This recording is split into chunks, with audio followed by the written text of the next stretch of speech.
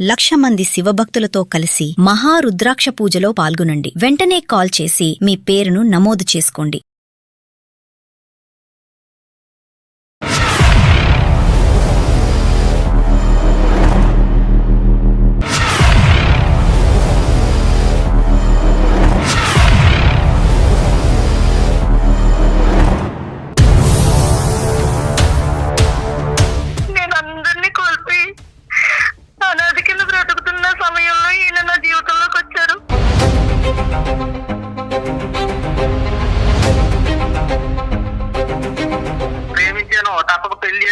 పెళ్లి చేసుకుని ఇదిగో ఈ రోజు నానా తండాలు పడుతున్నాను.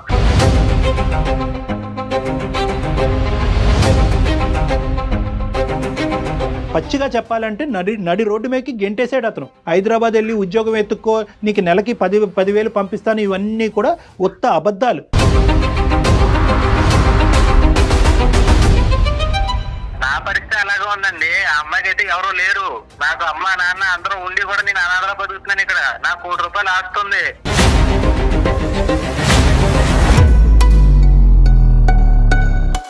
ఎన్ని రోజులు నేను ఇంకా ఆగాలి? ఎంతకాలం నీకోసం ఎదురు చూడాలి? పాప ఏడుస్తుంది బ్రదర్, భయపడుతుంది. తులసి, నీ దగ్గర చాలా నాటకాలు ఉన్నాయి తులసి. నువ్వేదో అమాయకురాలు అనుకున్నాను కానీ నేను అనుకున్నంత అమాయకురాలు ఏం కాదు.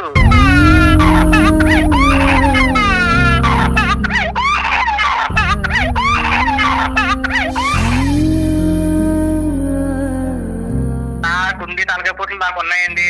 ఆమెకున్న శక్తిని ఏదో ప్రపంచానికి చూపించడం కోసం పంపించినట్లేదు, ఆమెను వదిలించుకున్నట్టు అనిపిస్తోంది. చాలా క్లియర్ గా అర్థమవుతోంది.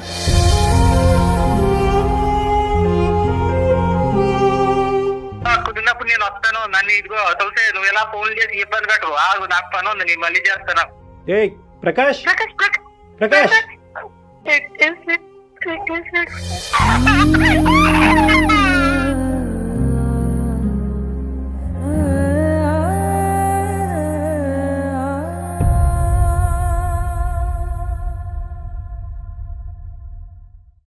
సుమన్ టీవీ ప్రెజెంట్స్ అందమైన జీవితానికి స్వాగతం. నమస్తే కళ్యాణ్ గారు. కళ్యాణ్ గారు, ఈ రోజు నేను తీసుకున్న కేసు మెయిల్ నుంచి వచ్చింది కాదండి. మన బిల్డింగ్ కి బయటే సుమన్ టీవీ విమెన్ బిల్డింగ్ అని పేరు రాసి ఉంటుంది, మీరు గమనించే ఉంటారు. అయితే ఒక 2 days బ్యాక్ ఒక అమ్మాయి వచ్చిందండి. ఫీడింగ్ లో ఉన్న బేబీని తీసుకొని వచ్చింది నన్ను కలవాలని. ఎవరో ఏంటో పైకి రమ్మని చెప్పాను నేను. తను పాపను తీసుకొని పైకి వచ్చింది. తను కూర్చొని నాతో తన గాథ చెప్పినప్పుడు, తను పడుతున్న బాధ గురించి చెప్పినప్పుడు నిజంగా నాకైతే ఏడుపు వచ్చేసింది కళ్యాణ్ గారు. నేను చెప్పాను, ఇట్లా కాదమ్మా, నీ సమస్యకి ఇది కాదు పరిష్కారం. ఇట్లా కళ్యాణ్ చక్రవర్తి గారు ఉంటారు, అందమైన జీవితం అని మనం ఒక ప్రోగ్రామ్ చేస్తున్నాము, ఆ ప్రోగ్రాంలో కూర్చొని నువ్వు మాట్లాడగలుగుతావని అడిగా. ముందు ఓకే అన్నట్లుగా నింది. సరేనండి, మీరు ఎప్పుడంటే అప్పుడు అంది. సరే ప్రోగ్రామ్ అరేంజ్ చేద్దాం కదా అనుకున్న టైంకి మళ్ళీ తనే వెంటనే ఒక 5 minutesలో, లేదు మేడం నేను స్క్రీన్ మీద కనిపించలేను, కనిపిస్తే మళ్ళీ నాకు వేరే ప్రాబ్లమ్స్, పర్సనల్ ఇష్యూస్ చాలా రేజ్ అవుతాయి, అది కాకుండా ఏదన్నా మార్గం ఉంటే చెప్పండి అనింది తను. ఎక్కడ ఉంటున్నావమ్మా అంటే, ఇక్కడ నేను అమీర్పేటలో హాస్టల్లో ఉంటున్నాను. ఎలా ఉంటున్నావు అంటే, బేబీతో సహా ఉంటున్నాను అంది. సరే మరి ప్రోగ్రాంలో మాట్లాడతావా అంటే సరే అంది.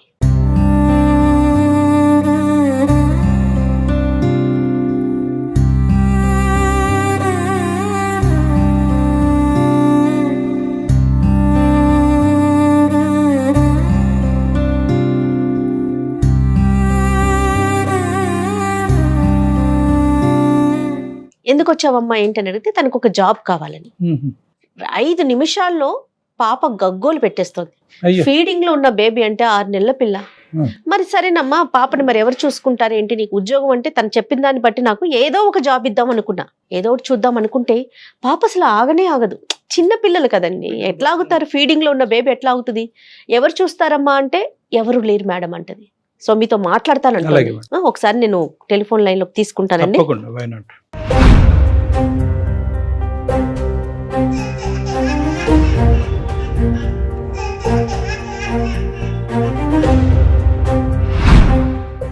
పాప అమ్మాయికి ఇప్పుడు అర్జెంటుగా జాబ్ కావాలి అని తన పర్సనల్ ఫీల్.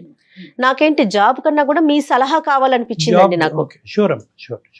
ఇప్పుడు జాబ్ చేయటం ఒకటే ఇంపార్టెంట్ కాదు కదమ్మా, అక్కడ అంతే కదండి. ప్రాక్టికాలిటీ చూడాలి కదా. చంటి బిడ్డను ఎత్తుకుంటూ వెనకాతల సపోర్ట్ లేకుండా ఏ ఉద్యోగం మాత్రం తను చేయగలదు? అస్సలు అసాధ్యం అండి. ఉమ్, తులసి అండి పేరు. ఉమ్. హలో, అమ్మ నేను జయాని అందమైన జీవితం ప్రోగ్రాం నుండి. నమస్తే మేడం. నమస్తే అమ్మా, నమస్తే. అదే చెప్పానమ్మా నీ గురించి ఇప్పుడే డాక్టర్ గారితో నేను. Okay madam. అయ్యయ్యో, అదే నువ్వు స్క్రీన్ మీదకి రాలేకపోతున్నావు అని కూడా చెప్పాను డాక్టర్ గారికి. మన ఆఫీసులోనే ఉన్నావన్నాను. ఒక్కసారి నీ సమస్యను ఒకసారి మాట్లాడుమా డాక్టర్ గారితో తులసి. Okay madam. ఆఫీసులో మన దగ్గర ఉన్న వాళ్ళకి ఎవరికైనా అప్పచెప్పు పాపని. Okay madam. అయ్యయ్యో, ఒక్కసారి తీసుకోండి. చెప్పండి మేడం. ఇదిగో డాక్టర్ గారితో, డాక్టర్ కళ్యాణ్ చక్రవర్తి గారితో మాట్లాడుమా. నమస్తే అమ్మా. నమస్తే అమ్మా తులసి. ఏంటమ్మా పాపని చూసుకోవటానికి కూడా ఎవరు లేరమ్మా? సార్, చెప్పాలంటే నాకంటూ ఎవరు లేరు సార్. పాపని నేను అసలు ఏం చెప్పాలో, ఎక్కడ మొదలు పెట్టాలో నాకేం అర్థం కావట్లేదు సార్. చెప్పమ్మా చెప్పమ్మా. ఏ ఊరుమా? మాది ఒంగోలు మేడం. ఓకే. ఏం చదువుకున్నావమ్మా? సార్, నేనైతే పెద్దగా చదువుకున్నది ఏమీ లేదు. ఉమ్, అయితే మాది లవ్ మ్యారేజ్. ఉమ్, మాకు పాప 6 నెలల పాప ఉంది. ఉమ్. ఆ, నన్ను అసలు పాప వదిలి అరక్షణం కూడా ఉండలేదు. అదే. ఉమ్, అయితే సార్ మా హస్బెండ్ అన్నారు, మాకు కొంచెం ఇబ్బందిగా ఉంది, ఊళ్ళో చాలా అప్పులు అయిపోయాను, నువ్వు వెళ్ళి ఎక్కడైనా కొంచెం వర్క్ చేసుకొని కొంతకాలం ఉండు, నేను తర్వాత జాయిగా వస్తాను. తర్వాత వస్తాడు. మీరు ఉమ్, కాదమ్మా, 6 నెలల పసిపాపను పెట్టుకొని నువ్వు ఉద్యోగం చేయాలి, ఆయన తర్వాత వస్తాడు. చాలా చిన్న పాప. అసలు అతను ఏం చేస్తుంటాడమ్మా? జేసీపీలో చేస్తారు సార్, డ్రైవర్ చేస్తారు, అందరూ JCB వర్క్ driver. చేస్తారు జేసీపీలో. ఉమ్. ఆయనకి 25,000 వరకు వస్తాయి సార్. మరి నువ్వేంటంట, నువ్వు ఊరు వదిలి ఎందుకు రావాలంటే చంటి బిడ్డను ఎత్తుకుని? మేము పెద్దల్ని ఎదిరించి పెళ్లి చేసుకున్నాం సార్. పెద్దలు ఎదిరించి పెళ్లి చేసుకున్నారు. Love marriage. Love marriage sir మాది. అయితే సార్ ఏంటంటే ఆయన, నువ్వు వెళ్ళు, నేను ఏదో రకంగా వస్తాను అని చెప్పి నాకు నమ్మకం అయితే కుదిరిచ్చారు. కానీ ఇక్కడికి వచ్చి చూస్తే నాకు ఆ పరిస్థితి గాని ఆ సిచ్యువేషన్స్ గాని నాకు ఏమి కనిపించట్లేదు సార్. పాపని తీసుకుని ఎక్కడికన్నా వెళ్ళినా జాబ్ కోసం. అతను ఏ ఊర్లో ఉంటాడమ్మా? అతను ఏ ఊర్లో ఉంటాడు? ఒంగోలులో ఉంటారు సార్. మరి అక్కడ దొరకని ఉద్యోగం హైదరాబాద్ లో ఏంటమ్మా? అంటే అక్కడ ఏం దొరకదా నీకు చూసుకోవటానికి? అంటే మా వాళ్ళకి నువ్వు ఇష్టం లేదు, ఇక్కడే ఉంటే నాకు కుదరట్లేదు, కొద్ది రోజులు నువ్వు దూరంగా వెళ్ళు, ఎజెండా సెపరేట్ ఉంది. 10,000 ఇస్తాను, ఆ 10,000 పట్టుకొని నువ్వు ఎక్కడైనా ఉండి ఒక 2 నెలలు నువ్వు మెయింటెనెన్స్ చేసుకో, అర్థమైపోయింది. చేసుకున్న తర్వాత డబ్బులు ఏమన్నా అవసరమైతే మళ్ళీ నేను పంపిస్తాను. ఎన్ని ఇయర్స్ అవుతుందమ్మా మీకు పెళ్ళయి? మాకు 2 years అయ్యింది మేడం మ్యారేజ్ అయ్యి. అంతకుముందు ఎంతకాలం పరిచయం అమ్మా? ఎంతకాలం ప్రేమించుకున్నారు? అది 1 year పరిచయం మేడం. 1 year పరిచయం అయ్యింది, తర్వాత పెళ్లి 2 చేసుకున్నారు. 2 years అయింది. పెద్దల సమక్షంలో పెళ్లి అయిందమ్మా. మీ అమ్మగారు నాన్నగారు? అమ్మ నాన్న నాకు చనిపోయారు సార్. చిన్న వయసులోనే నాన్నగారు చనిపోయారు. తర్వాత అమ్మ దగ్గర నేను పెరుగుతూ వచ్చాను. ఓకే. నీ సపోర్ట్ ఎవరమ్మా? నీ అంటూ వాళ్ళు ఎవరున్నారు నీకు? నాకంటూ ఎవ్వరూ లేరు సార్. అసలు నా జీవితంలో ఎవ్వరూ లేరు. నేను అందరినీ కోల్పోయి అనాథ కింద బ్రతుకుతున్న సమయంలో ఈయన నా జీవితంలోకి వచ్చారు.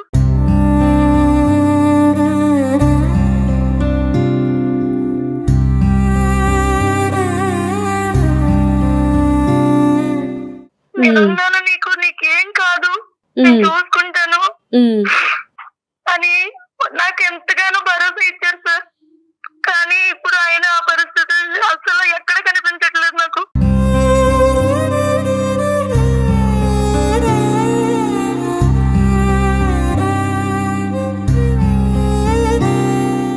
నువ్వు వెళ్ళు, మా వాళ్ళకి అసలు ఇష్టపడతలేదు, వాళ్ళు నిన్ను చూస్తేనే కోపడుతున్నారు, నన్ను కూడా చేరనీయట్లేదు, నాకు ఇవ్వాల్సిన అమౌంట్ కూడా ఇవ్వట్లేదు, రావాల్సిన ఆస్తి కూడా ఇవ్వనంటున్నారు అనేసి మొత్తానికి మాట్లాడడమే మానేస్తున్నారు. ఫోన్ కూడా చేయట్లేదు.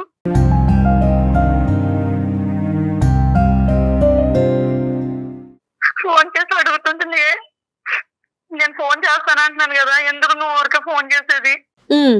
నేను చేస్తా కదా, ఎందుకు వస్తమాటలకి ఫోన్ చేస్తావు అని. నేను ఉద్యోగం గురించి పంపించాడా, ఇంట్లోంచి బయటకు తప్పించాడా? మీకు ఎలా అనిపిస్తోంది? మొదట్లో అయితే నువ్వు వెళ్ళు నేను వస్తానని నమ్మకంగానే చెప్పారు సార్, కానీ ఇక్కడికి వచ్చిన తర్వాత నాకు ఆ నమ్మకం ఆ భరోసా ఏమి కనిపించట్లేదు. ప్రేమించి పెళ్లి చేసుకుని 2 సంవత్సరాలు కాపురం చేసిన తర్వాత ఆ మహానుభావుడు ఏం మాట్లాడుతున్నాడో నీకు ఈ పాటికి అర్థమై ఉంటుందమ్మా.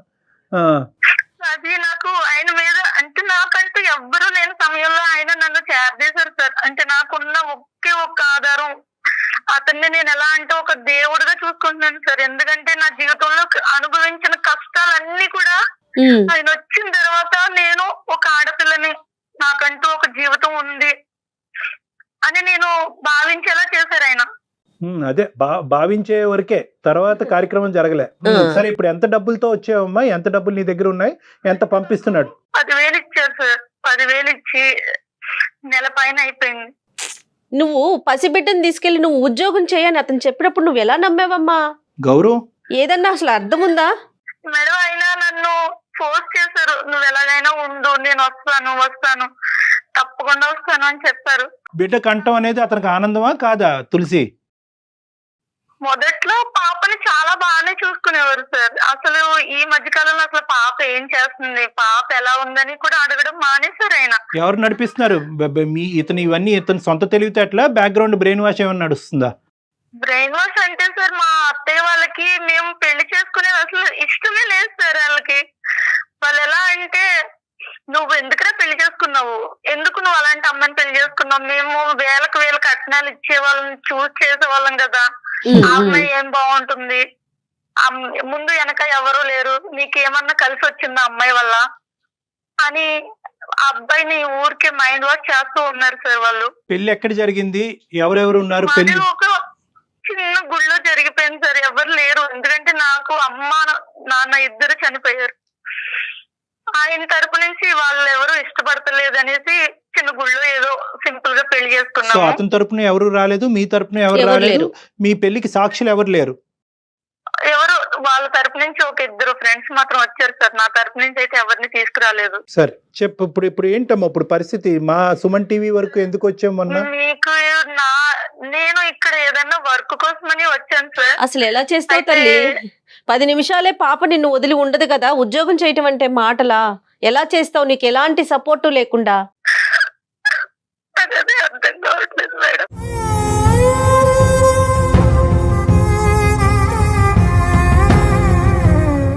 అసలు నాకు నా జీవితం తలుచుకుంటేనే బాధ వస్తుంది మేడం. చిన్నతనంలోనే నాకు నాన్న చనిపోయి అమ్మ దగ్గర ఉన్నాను. అమ్మ చనిపోయింది. అమ్మ చనిపోయిన తర్వాత నేను పూర్తిగా ఒంటరి అయిపోయాను.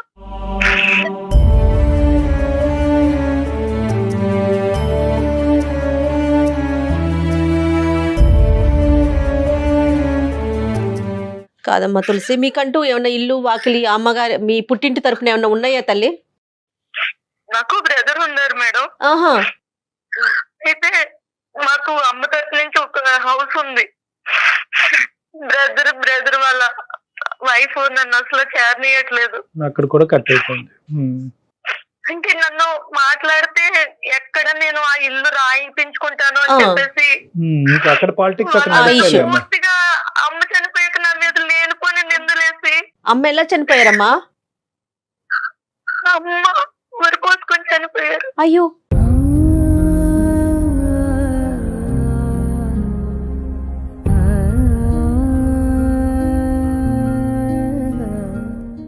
ఎట్లా? ఎందుకు? అనేక పెళ్ళి అయ్యింది మేడం. పెళ్ళయ్యాక అమ్మని పట్టించుకోవడమే మానేశారు.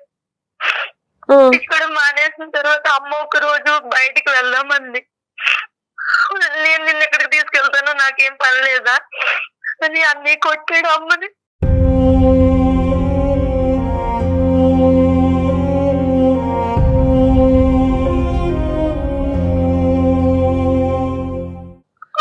అది తట్టుకోలేక అమ్మ సూసైడ్ చేసుకుంది.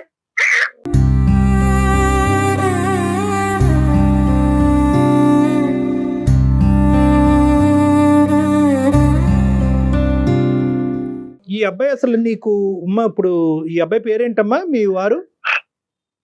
ఆయన పేరు ప్రకాష్. ప్రకాష్ కి నీకు అసలు ఎలా జరిగిందమ్మా పరిచయం? అంటే ఇప్పుడు నువ్వు మీ ఇద్దరేమి క్లాస్మేట్స్ కాదు, స్కూల్ మేట్స్ కాదు, అసలు ఎలా పరిచయం అయింది? అతను ఏం చూసి నమ్మేవు? వర్క్ చేస్తూ ఉండేదాన్ని సార్. ఓకే. లాక్డౌన్ టైంలో వెహికల్స్ ఏమీ ఉండేవి కాదు. ఓకే.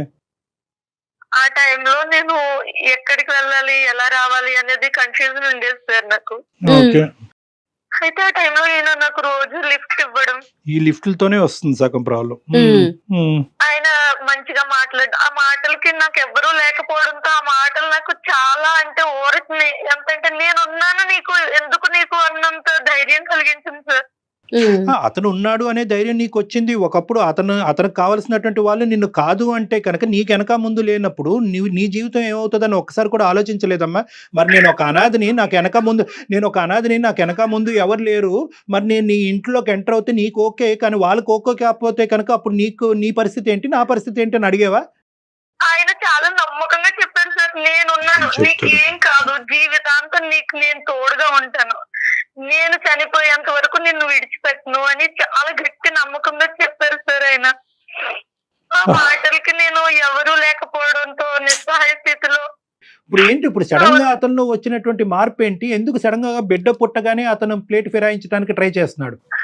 వాళ్ళ అమ్మగారు ఆస్తి ఇవ్వనని, ఆ అమ్మాయితో నువ్వు ఉంటే నువ్వు ఆ అమ్మాయితో కట్టుబట్టలతో నువ్వు బయటకు వెళ్ళిపో, నీకు నేను ఒక్క రూపాయి కూడా ఇయ్యను, నువ్వేం చేసుకుంటావో ఎలా బతుకుతావో నీ ఇష్టం అని చెప్పేసారు. ఇప్పుడు ఇది ఎక్స్పెక్టెడా కాదా? ఇప్పుడు ప్రకాష్ ఇది ఎక్స్పెక్ట్ చేశాడా? ఒకప్పుడు ఈ అమ్మాయిని తీసుకొస్తే కనుక ఈ విధంగా నా తల్లిదండ్రులు మాట్లాడతారు అనేది ప్రకాష్ ముందుగా ఎక్స్పెక్ట్ చేశాడా? ఎక్స్పెక్ట్ చేయనటువంటి అంశం అతను చెవి చూడటం వల్ల ఈ రోజు ఇలా మారిపోయాడా? నీకేమనిపిస్తుంది? ఆయన అప్పుడు అసలు అలా అనుకొని ఉండరు సార్, పర్వాలేదు మా వాళ్ళు ఒప్పుకుంటారు, నేను నీది ఒక గొప్ప క్షమాగుణం, నీకు నువ్వు అన్ని క్షమిస్తూనే ఉంటావు. సో నువ్వేమంటావు అంటే కనుక అసలు వాళ్ళ తల్లిదండ్రులు ఈ విధంగా రియాక్ట్ అవుతారని చెప్పి అతను అనుకోలే. అతను మంచోడే. ఇప్పటికి మీ ఆయనకి 100కి 100 మార్కులు వేస్తున్నావు, ఇంకా ఎక్కువే వేస్తావేమో. నాకంటూ ఉన్నది ఇంకా ఆయనే సార్. జీవితంలో నేను బ్రతుకుతున్నాను అంటే నా పాప కోసం. అంతేనమ్మా, కానీ డబుల్ గేమ్ ఆడుతున్నాడమ్మా.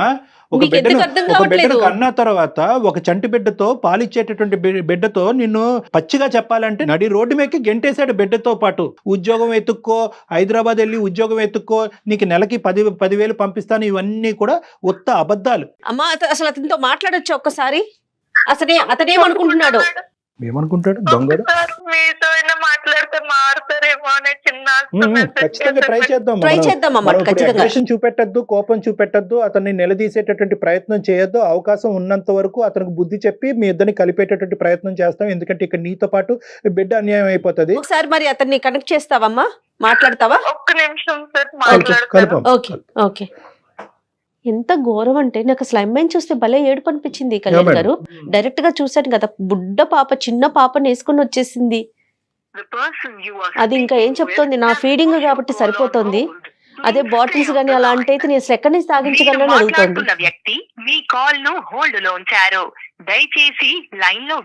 ఎంత కష్టం అండి పసిపిల్లల్ని పెంచటం. హలో హలో హలో ప్రకాష్, ఎక్కడున్నావు? తులసి చెప్పి ఇప్పుడే డ్యూటీకి వెళ్తాను. ఏ పాప ఏం చేస్తుంది? ఆడుకుంటుంది. నువ్వు ఎప్పుడు వస్తావు ఊరి నుంచి?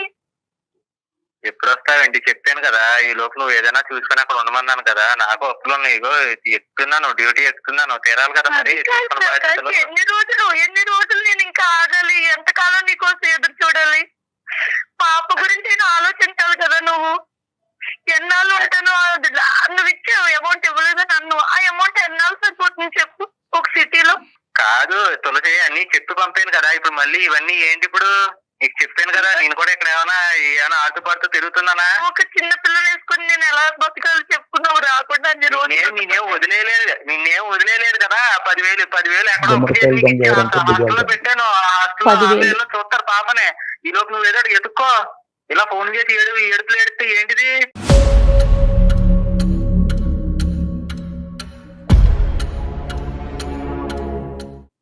కావట్లేదు అసలు. పాప ఎంత గట్టిగా ఏడుస్తుంది తెలుసా, నన్ను అన్న అంటూ. అదేంటి తులసి, అన్ని చెప్పి పంపాను కదా, మళ్ళీ ఇప్పుడు ఇదంతా ఎందుకు?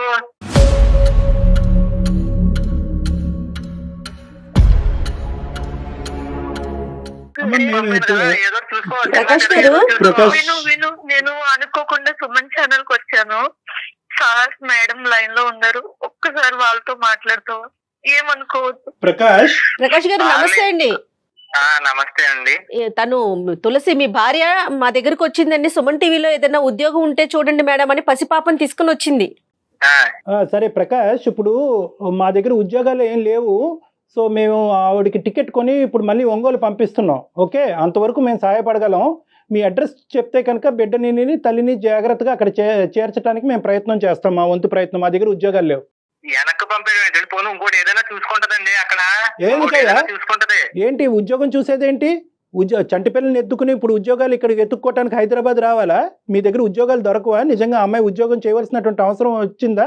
నిజంగా ఉద్యోగం గురించి పంపించావా, వదిలించుకోవాలనుకుంటున్నావా? ఏంటి నీ ఉద్దేశం చెప్పు ప్రకాష్.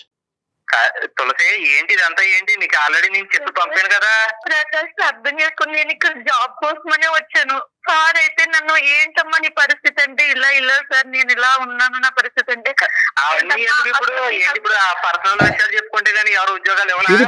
పర్సనల్ విషయాలు ఇది పర్సనల్ పరిధి దాటింది ప్రకాష్ గారు. చాలా మంచివాడు, నన్ను ఒక దేవుళ్ళ చూసుకున్నావు.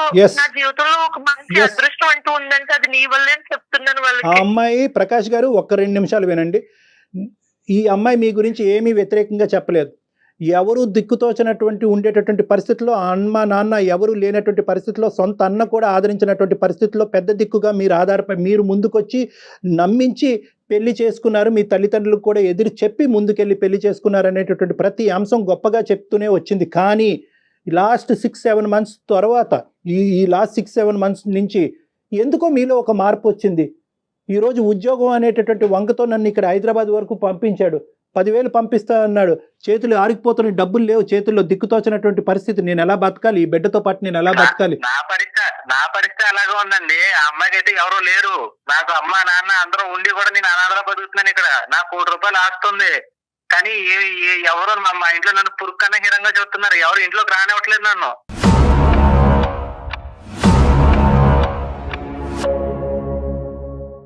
ఎందుకు అంటే ఈ ప్రేమ వల్లే ప్రేమించాను, తప్పక పెళ్లి చేసుకున్నాను. పెళ్లి చేసుకుని ఇదిగో ఈ రోజు నాన్న తండాలు పడుతున్నాను. అలా అని చెప్పి నేను అమ్మాయి నేను వదిలేసాను. అక్కడికి వెళ్ళి చిన్నగా ఏదో ఉద్యోగం చూసుకో. ఈ లోపు నాకేమో కొన్ని అప్పులు ఉన్నాయి.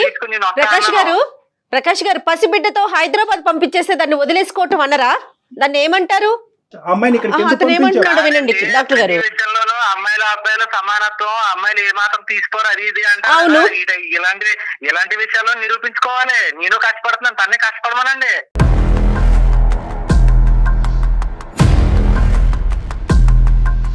అప్పుడు ఆ బిడ్డను మీ దగ్గరే ఉంచుకోవచ్చు కదా.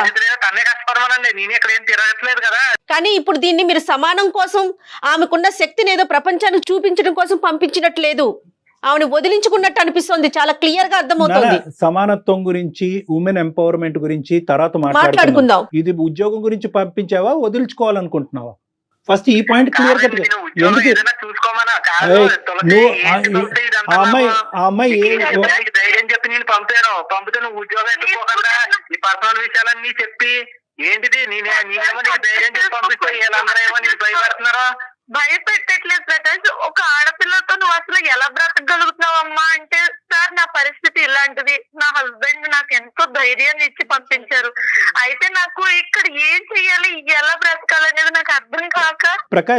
ప్రకాష్ ఇది పర్సనల్ అనేటటువంటి అంశం దాటి, పర్సనల్ అనే అంశం దాటి ఇక్కడ ఒక కనికరం, ఒక హ్యుమానిటీ అనేటటువంటి అంశాల గురించి మనం మాట్లాడుకోవాల్సి వస్తుంది. కాబట్టి మీ పర్సనల్ ఏరియాలోకి మేము ఎంటర్ అవ్వాల్సినటువంటి అవసరం పడింది. ఇక్కడ నాకుండేటటువంటి పేరు, నాకుండే పలుకుబడితో నేను ఒంగోలులోనే మీ భార్యకి ఉద్యోగం ఇప్పిస్తాను. ఓకేనా?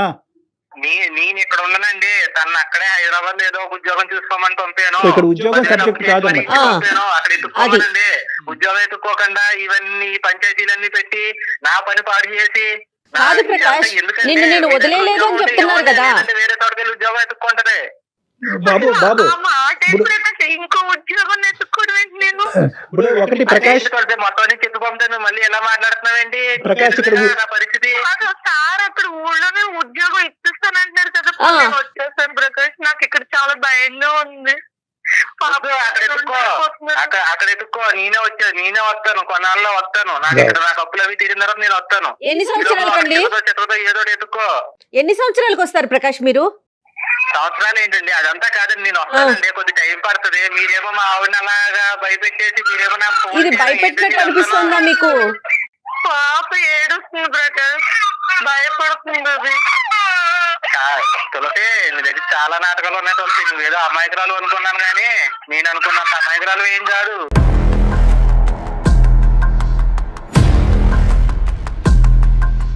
నీ వ్యూహాలు నీకు ఉన్నాయన్నమాట. అయితే నీ వ్యూహాలు నీకు ఉన్నాయి.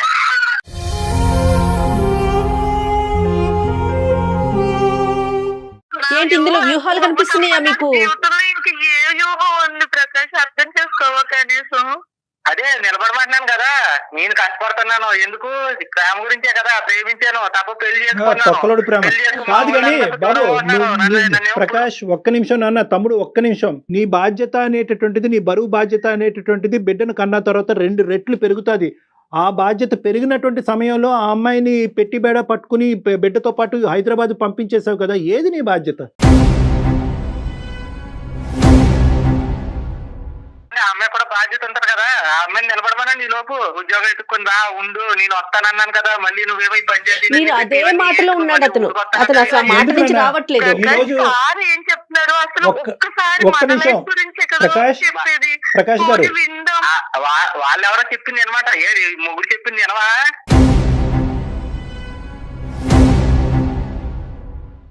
నేను ఏం చెప్పాను నీకు? అక్కడ ఏదో చూసుకోమన్నాను. ఇంత దూరం వచ్చాను. ఎత్తుకో మరి, ఉద్యోగాలు ఎత్తుకో. ఇంకా మరి చాలా పర్సనల్ విషయం మాట్లాడొచ్చు గురించి కానీ ఎందుకు? అమ్మాయి జీవితం ఉద్యోగం అన్యాయం ఎత్తుకో, అయిపోద్దని ఏదో అనలేదు. ఉద్యోగం ఏం ఎత్తుకో. చేయాలండి అసలు? సొల్యూషన్ ఏంటి అర్థం కావట్లేదు. కానీ ఈ యాక్ట్ ఇక్కడ ఇస్తాను. ప్రకాష్ ఎవరు చేరదీయట్లేదు అసలు, ఆదరణే లేదు నాకు. నిలవ నేడు లేకుండా ఫినిష్ అయిపోయింది.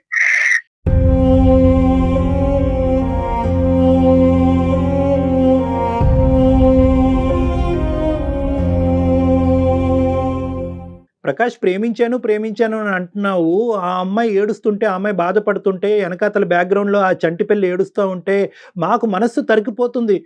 నీకేం అనిపించట్లేదా ప్రకాష్? నీకు ఉద్యోగం ఒక్కటే కనిపిస్తుందా? ఏమండి తరిగిపో ఎలాగా అలా అలా అలా అలా బాధపడిపోతే రోజులు వెళ్ళవు కదండి. నాకుండి బాధ్యతలు నాకు అలా ఉన్నాయండి. ఓ పక్క అప్పులు ఉన్నాయి, తప్పదండి. బాబు నువ్వు కష్టపడి ప్రేమించి పెళ్లి చేసుకున్నావా, ఇష్టపడి ప్రేమించి పెళ్లి చేసుకున్నావా అనేటటువంటిది నీ మనస్సాక్షికి తెలుసు. మీ తల్లిదండ్రులు ఇలా తిరుగుబాటు చేస్తారు, నిన్ను ఇంట్లోంచి బయటకు గెంటేస్తారు, ఆస్తిపాస్తులు ఇవ్వకుండా చేస్తారనేది నీకు ముందు నుంచి తెలుసు. ఇదేం కొత్తగా తెలిసినటువంటి అంశం ఏమీ కాదు. నాకుంది తలకాయ పోట్లు నాకు ఉన్నాయండి. ఇప్పుడు ఇవన్నీ ఏంటంటే మీ దగ్గర ఉద్యోగం ఉంటే ఇవ్వండి తనకే, లేదంటే లేదు. నీ తలపోటు ఒకటే ఉంది. ఆ అమ్మాయి ప్రాణాలు అరిచేతిలో పెట్టుకుని రోడ్డు మీద పడింది. నీకు ఓన్లీ తలపోటే ఉంది. తలపోటు కావాలంటే డోలో వేసుకో. అది కాదు, ఇలా విను. ఏం కాదు, మీరు అనుకుంటున్న అమాయకురాలు ఏం కాదు. తను ఏదో రకంగా బతకగలదు. ఆ అమ్మాయికి ఏం తెలివితేటలు ఉన్నాయన్నయ్యా?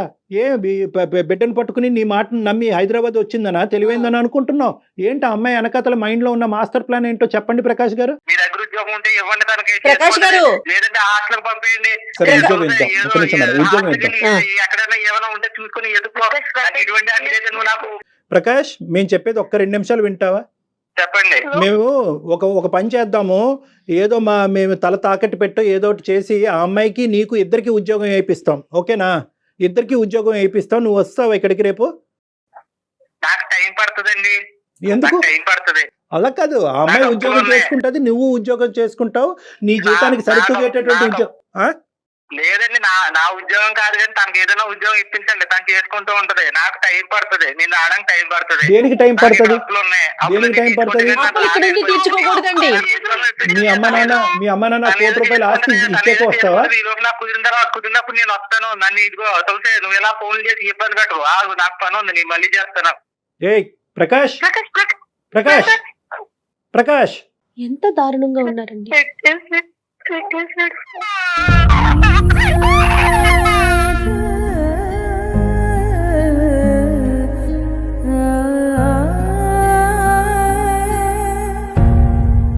నీ అమాయకత్వమే తల్లి, నీ అమాయకత్వమే. అది ఎంత క్లియర్ గా తెలుస్తుందంటే ఇలా కూడా ఆలోచిస్తున్నారమ్మా. ఇంకా కూడా పసిపిల్లని తీసుకుని ఎవరైనా ఉద్యోగానికి ఆయన పంపించడం ఏంటి, నువ్వు వచ్చేయటం ఏంటమ్మా? ఏం నమ్మావు, ఏం పెళ్లి చేసుకున్నావో తల్లి? జయ గారు, మనం ఇక్కడ క్లియర్ కట్ గా ఈ అమ్మాయి అసమర్థతని, ఈ అమ్మాయి వెనకాతలు ఎవరు లేనటువంటి దిక్కు లేని తనాన్ని అతను ఉద్యోగం అనే అంశం చూపెట్టి బయటకు పంపించాడు. గానీ ఒకప్పుడు ఉద్యోగం అనే అంశం చూపెట్టకపోయినా కూడా, లేదు నేను ఏ ఉద్యోగానికి బయటకు వెళ్ళను అనే మాట ఈ అమ్మాయి ఆ రోజు ఎదిరించి అన్నా కూడా అప్పుడు పంపించేస్తుంది కదా మేడం. ప్రేమ అనేటటువంటి కవింపుతో ఆ అమ్మాయిని అనుభవించాలనే ఆనందంతో ఈ విధంగా చేసి అవసరం తీరాక రోడ్డు మానవత్వం అనేదే కనిపించట్లేదు. ఇంకా తన ఏం మాట్లాడుతున్నాడండి? సమానత్వం అంటాడు, కాసేపు ఆడమగ సమానం అంటాడు, అప్పులు అంటాడు.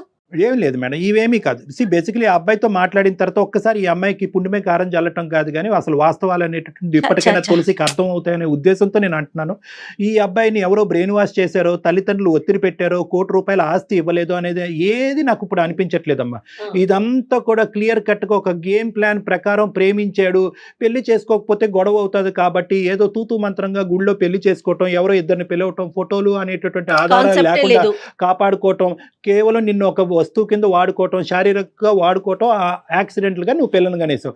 పిల్లలు కనేసేటప్పటికి అప్పుడు అతనికి దిక్కుతోచినటువంటి పరిస్థితి వచ్చింది. ఇప్పుడు ఏదో వంక చెప్పి నిన్ను అక్కడి నుంచి బయటకు పంపించకపోతే కనుక అక్కడ ఏంటంటే ఇంకో పెళ్లి చేసుకునే దానికి అవకాశం ఉండదు, ఆస్తి తల్లిదండ్రుల దగ్గరికి వచ్చేటటువంటి ఆస్తి ఉండదు అనేటటువంటి రకరకాల అంశాలతో ఉద్యోగం అనే పేరు చెప్పి నిన్ను ఇక్కడి వరకు పంపించాడు. సో ఇంకా ఇతను క్లియర్ కట్ గా ఇతను దొంగ వ్యవహారం అన్నది మనకి బ్లాక్ అండ్ వైట్ లో ఇక్కడ కనిపిస్తుంది. అతని నో ఏంటంటే మీరే తులసి, మీరు మీ పాప, అతనికి నో, అంతే. నువ్వు అనుకోలేదమ్మా ఒకప్పుడు, నువ్వు అనుకోలేదు నాన్న, కానీ నువ్వు అనుకున్నా కూడా అతను అక్కడ ఉండేటట్టుగా విధంగా అయితే నాకైతే కనిపించట్లేదు. ఏదో వంకతో ఏదో విధంగా వదిలే అమ్మా. నమ్మకాలతో ఏదమ్మా నమ్మకం అనేది, అది కనిపించాలి. జీవితం ఏంటో కూడా తెలియట్లేదు.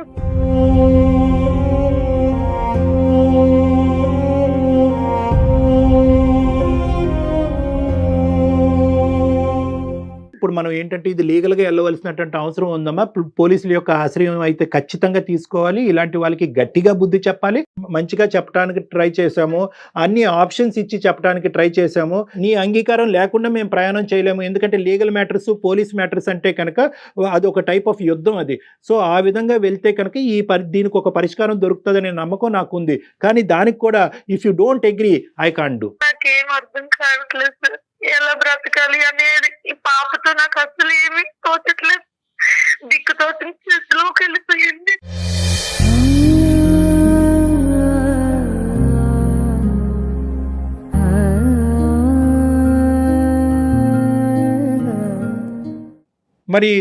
మరి పోలీస్ పరంగా మనం ముందుకు వెళ్ళటం కానీ, లీగల్గా ముందుకెళ్ళి అతన్ని శిక్షించి, లేదంటే అట్లీస్ట్ అతన్ని ఒక భయపెట్టి ఈ విధంగా కేసులు పెట్టచ్చు, పడచ్చు, నువ్వు జైల్లోకి వెళ్ళొచ్చు, నువ్వే కాదు నీ ఫ్యామిలీ మెంబర్స్ అందరి మీద కూడా ఈ ఉచ్చు బిగించుకునే దానికి అవకాశం ఉంది అనే విధంగా అతనితో ఆ విధమైనటువంటి కౌన్సిలింగ్ నడిపించి నీకు దగ్గర చేసే ప్రయత్నం మేము చేస్తే అది నీకు ఓకేనా అమ్మా? అంటే సార్ పోలీసులు అంటే మళ్ళీ అయిన తర్వాత నువ్వు నన్ను పోలీసులకి ఇచ్చావు, నేను నీ బిడ్డని నేను చేరదీయకపోతే నా పరిస్థితి. ఇక్కడ 3 ఆప్షన్స్ నేను చెప్తానమ్మా. ఆప్షన్ ఏ ఏంటంటే నేను అతనితో మళ్ళీ ఫోన్ లో మాట్లాడతాను, నువ్వు ఫోన్ పెట్టేసిన తర్వాత. ఆప్షన్ బి ఏంటంటే ఫస్ట్ ఆఫ్ ఆల్ నీకంటూ ఒక ఆశ్రయం కానీ, నీకంటూ చేసుకునేటటువంటి దానికి బిడ్డతో పాటు నువ్వు ఏదైనా చేసుకునే దానికి ఒక అవకాశం ఉంటే కనుక, ఉద్యోగ అవకాశము, ఒక ఆశ్రయం ఉంటే కనుక ఆ విధంగా కూడా మేము హెల్ప్ చేయడానికి ట్రై చేస్తాము. మన ప్రేక్షకుల్లో ఎవరైతే ఉన్నారో వాళ్ళు కూడా ఎవరైనా ముందుకు వచ్చినట్టుగా అయితే కనుక వాళ్ళ ద్వారా కూడా నీకు హెల్ప్ చేయడానికి ట్రై చేస్తాము. మూడో అంశం ఏంటంటే మంచిగా మాట్లాడుతూ ముద్దుగా మాట్లాడితే కనుక మీ భర్త లొంగేటటువంటి అవకాశం లేదు. ఎందుకంటే తడిగొడ్డతో నీ గొంతు కోసాడు ఇక్కడ. కాబట్టి నేనేమంటున్నానంటే పోలీసులు అంటే కనుక వాళ్ళు ఏదో చెత్తగొట్టేసో హింసించో బాధ పెట్టరమ్మా. వాళ్ళు కూడా ఏంటంటే కౌన్సిలింగ్ ద్వారానే, ఎందుకంటే కౌన్సిలింగ్ ద్వారానే, ఆర్బిట్రేషన్, మీడియేషన్ ద్వారానే సాఫ్ట్ గానే ఇటువంటి సమస్యలకు పరిష్కారం చేయడానికి ఒక ప్రయత్నం చేస్తారు. బాబు నీ జీవితం ఇది, ఆ అమ్మాయి జీవితం ఇది, ఇలా అవబోతుంది, ఈ లేనటువంటి పక్షంలో అయినా కానీ నువ్వు మొండికేస్తే కనుక అప్పుడు నీ చట్టరీత్యా నీ మీద మేము ఇటువంటి స్టెప్స్ తీసుకోవడానికి అవకాశం ఉంటుంది అనే విధంగానే వాళ్ళు కూడా మాట్లాడతారు. అసలు మీరేమనుకుంటున్నారో చెప్పండి తులసి. ముందు అమ్మాయి ఒంటరిగా బతకలేదు మేడం, సమాజంలో పాపని తీసుకొని నేను ఒక్కదాన్ని బతకాలంటే అవ్వదు మేడం.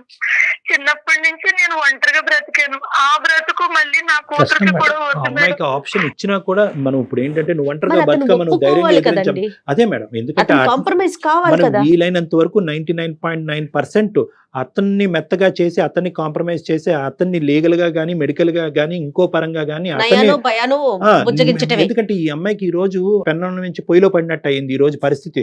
ఒంటరిగా ఉండి తన జీవితం ఏదో, తన ఉద్యోగం ఏదో, తన బాధలు ఏదో తను పడుంటే కనుక అనాథగా ఉన్నా కూడా భగవంతుడు నాకు ఒక దారి చూపెట్టాడని ముందుకెళ్ళి ఉండేది. అవును, ఇప్పుడు ప్రేమ అన్న ఉచ్చులో చిక్కున్న తర్వాత ఈ నవ్వు ఇప్పుడు ఆ అమ్మాయి ఏమనుకుంటుంది, ఇది నా జీవితమే కాదు నా బిడ్డ జీవితం కూడా. అదే ఈ రోజు ఆలోచిస్తుంది. నేను కఠినంగా ఒక నిర్ణయం తీసుకుంటే కనుక నా బిడ్డకి రేపొద్దు నేను ఏం చెప్తాను, ఏ సమాధానం చెప్తాను, అమ్మ నాన్నేడి అంటే ఏమని చెప్తానని రకరకాల ప్రశ్నలతో ఈ రోజు మాక్సిమం 99.9% ఈ అమ్మాయి ఏ దారి అయితే ఎంచుకుందో, ఏ భర్తతో అయితే ముందుకు వెళ్ళాలనుకుందో ఆ దారే రెక్టిఫై చేసి మనం ఇవ్వాల్సినటువంటి బాధ్యత మనమే ఉంది. ఇప్పుడు ఇమీడియట్ గా తక్షణ కర్తవ్యం ఏంటంటే కనుక నీకంటూ ఒక బ్రతుకు తెరువు కావాలి కాబట్టి ఓకే, నీకు సానుకూలమైనటువంటి వాతావరణం, నీకు నీ బిడ్డకి సానుకూలమైనటువంటి వాతావరణంలో జయ గారితో ఇప్పుడే నేను అది మాట్లాడుతున్నాను. సుమన్ టీవీ వాళ్ళు కూడా నీకు ఏదో ఒక ఆశ్రయాన్ని ఇస్తారమ్మా, అంటే ఉద్యోగరీత్యా. Okay sir, okay, thank you. అంటే ఇప్పుడు బిడ్డతో పాటు ఎలాగనేటటువంటి ప్రశ్న కూడా మేము ఇప్పుడు అదే మాట్లాడుకుంటున్నాము. అదే ఆలోచిస్తున్నాను కళ్యాణ్ గారు, ఎందుకంటే పసిబిడ్డ ఖచ్చితంగా తల్లి పక్కనే ఉండాలి. టెలికాలింగ్ అలాంటివి నేను నేర్పించి చేయించగలను గానీ పసిపాపని ఏం చేయాలి, ఎవరు చూసుకుంటారు? బిడ్డను కూడా మనము ఇక్కడే మనం ఆ ఏర్పాటు కూడా చేద్దాం అమ్మా. ఏదో ఒకటి చేద్దాం కళ్యాణ్ ఏదో గారు. ఒక ఉయ్యాలు ఏర్పాటు చేయటమో లేదంటే ఒక ఆయమ్మని ఏర్పాటు చేసి బిడ్డను ఎత్తుకోవటమో ఏదో ఒకటి చేద్దాంలేండి. సో ఫస్ట్ ఆఫ్ ఆల్ అయితే కనుక అదైతే మాత్రం మేము నిర్ణయించుకున్నాము. జీవితం అంతా రుణపడి ఉంటాను సార్. మీరు అలా చేయండి. నీ సమస్యకు ఒక పరిష్కారం చూద్దామమ్మా. ఉద్యోగ పరంగా నీకంటూ సుమన్ టీవీలో ఒక అవకాశం ఉంది, సరేనా? నేను ఏదో ఒక జాబ్ నీకు చూసి పెడతాను. పాపను కూడా ఇక్కడే ఉంచుదాం. చాలా చాలా థ్యాంక్స్ మేడం. ఓకే అమ్మా, ధైర్యంగా ఉండు. ఒక ఆధారాన్ని కల్పించినందుకు. రైట్, ఓకేనమ్మా, ధైర్యంగా ఉండు తల్లి. జాగ్రత్త తులసి, మనం మళ్ళీ మాట్లాడదాం. ఓకేనా? Thank you sir. Thank you. అది అనుకున్నంత సింపుల్ కాదు కానీ కళ్యాణ్ గారు, అంటే ఒక జాబ్ అంటే పసిపిల్లని అంతే, వేరే ఇబ్బంది ఏముంది? ఎక్స్ట్రీమ్ సర్కమ్స్టాన్సెస్ తప్పదు. మనం కాకపోతే కాకపోతే ఎవరు లేరనే yes. పరిస్థితి వచ్చింది. మన దాకా వచ్చింది నిజంగా కాబట్టి ఆ అమ్మాయికి మనం దేవుడు ఎట్లెక్కిందండి ఆవిడ. మన దేవుడు కాబట్టి దారి చూపెట్టాడంటే దేవుడు మన మెట్లు చూపెట్టాడని అనుకోవాలి. అంతే అంతే, ఏదో ఒకటి చూద్దాం. చేద్దాము. తప్పకుండా. కానీ ఈ లోపు కనుక మీరు Yeah. వాళ్ళ హస్బెండ్ తో అండ్ వాళ్ళ బ్రదర్ తో అందరితో. వాళ్ళ ఫ్యామిలీతో నేను ఏ మాట్లాడతాను. రకంగా మాట్లాడాలో ఆ రకంగా మాట్లాడే తప్పకుండా ప్రయత్నం అయితే చేద్దాం కళ్యాణ్ గారు. Okay madam. రైట్ అండి, థ్యాంక్ యూ, నమస్తే.